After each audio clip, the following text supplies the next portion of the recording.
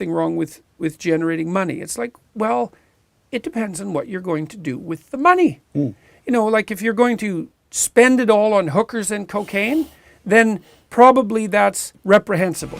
Well, thanks a lot, Jorden, for coming and doing the interview. Yeah, no problem. It's funny, I'd planned all these questions and then we've just had a chat before rolling about, you know, your interest in entrepreneurship. And maybe that could be the angle we could use on the podcast, because maybe it's not what you've talked about on a lot of other podcasts. So I might just shut the laptop and we might go down there, if that's all right with you. Yeah. So, yeah, how does psychology, temperament, marry up and link with psychology? You're obviously well known for psychology commentary in other areas, but maybe we could focus a bit on that domain. Well, I mean, there's lots known about what predicts success in different domains across the lifespan, let's say.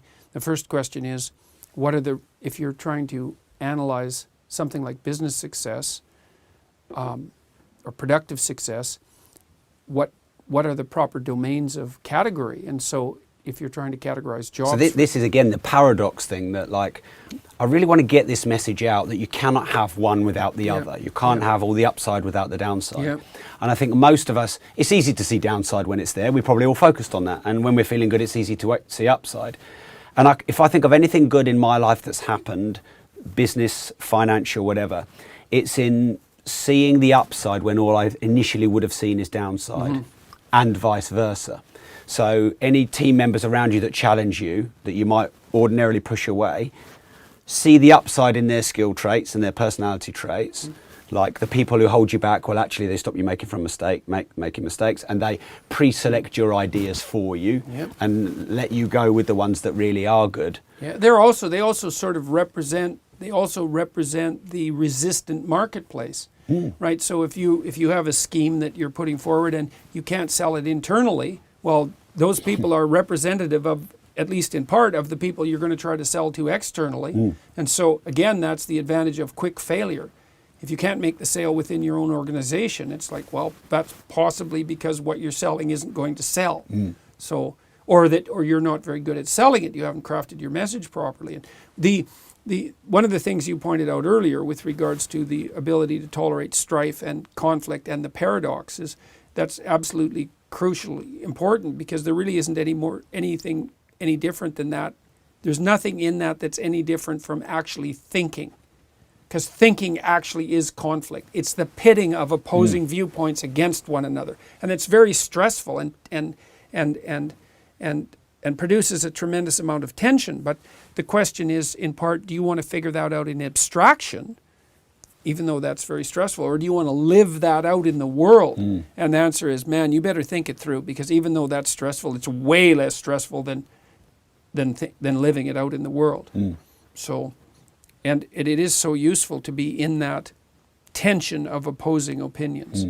So even though it's hard. Yeah, where much innovation, much creativity, many solutions to problems, they're like that next stage beyond that tension, aren't they?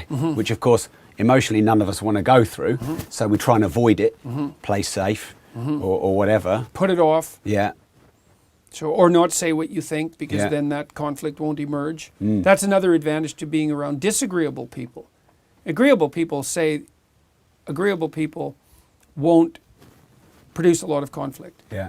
But disagreeable people tell you what they think. And maybe Which they're is right. vital to have people around that, Yeah. because the ego completely resists that. That's another thing, especially if you start to become successful. It's like, well, you need some constraints on your egotism. Yes. Well, so then you need disagreeable people around you, because they'll provide that constraint. Yeah. And you also pointed out that, let's say you're successful and that makes you happy, right? And it might.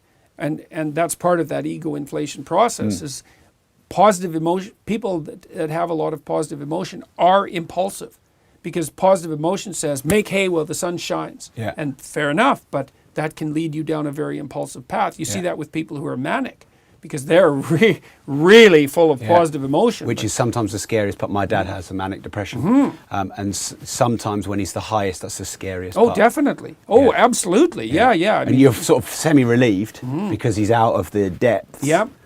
but it's a big warning sign. Yeah, yeah. I've made some of my biggest mistakes in life when I've been, woohoo! Right. Well, that's exactly it, is that you have that motivational impetus, but it's unconstrained. Yeah. And so you're absolutely right. And of course, depression is an absolute catastrophe for people, but it's in people in their manic phase that go and rack up $50,000 in credit card bills in one day because they have this brilliant idea that's going to revolutionize the world.